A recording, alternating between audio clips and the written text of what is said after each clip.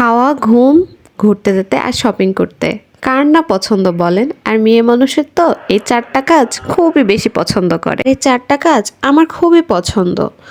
Hello everyone, কি অবস্থা সবাই? সবাই কেমন আছেন? আমি আলহামদুলিল্লাহ অনেক ভালো আছি। আজকে আমি তারই মধ্যে একটা শেয়ার করব আপনাদের সাথে। আমি চলে গিয়েছি একটা সুন্দর জায়গাতে। সেখানে আছে সুন্দর ডেকোরেশন করা, অনেক সুন্দর একটা প্লেস। সেখানকার পরিবেশটা যে এত সুন্দর ছিল কি বলবো, আসলে অসাধারণ ছিল। এই তো দেখে বুঝতে পারছেন আসলে আমি কোথায় চলে এসেছি। আমি আসছি আজকে জ্যাকসন। দেখেন জ্যাকসনের পরিবেশটা যে এত সুন্দর, আসলে আমি জানতাম না এত সুন্দর ডেকোরেশন করা। বাট আমি গিয়ে অনেক অনেক অনেক অনেক ভালো লাগছে। সব থেকে ভালো লাগা জায়গা ছিল এইটা। এখানে বিভিন্ন ধরনের বই আছে।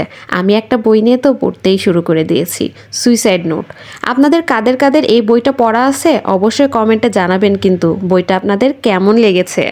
আমি তো গিয়েই বইটা নিয়ে খুব মনোযোগ সহকারে পড়তেছিলাম। দেখেন আমার ভিডিওটা দেখেই বুঝতে পারবেন আমি কতটা মনোযোগের সহকারে বইটা পড়তেছিলাম। আসলে কোনো রেস্টুরেন্টে গিয়ে শুধু যে খাওয়া, ছবি তোলা, ব্যাপারটা এরকমও না।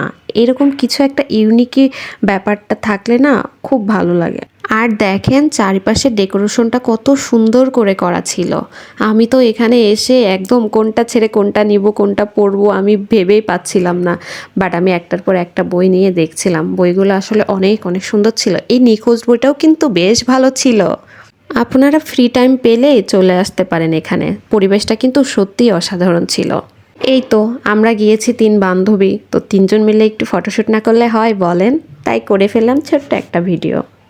আর এখানে তো আমি বসে বসে খুব মনোযোগ সহকারে ফোন চালাচ্ছিলাম আর খাবারের জন্য অপেক্ষা করছিলাম। জ্যাকসনের পরিবেশটা আসলে এত সুন্দর ছিল, সেটা আমার ভিডিও দেখেই অবশ্য বুঝতে পারছেন। আর দেখেন আমি একদম জ্যাকসনের সামনেই বসে আছি। আমাকে কেমন লাগছে এখানে বসে অবশ্যই কমেন্টে জানাবেন, কিন্তু ভিডিওর মধ্যে আমিও সুন্দর একটা হাসি দিয়ে পোজ দিয়ে দিলাম। হাই।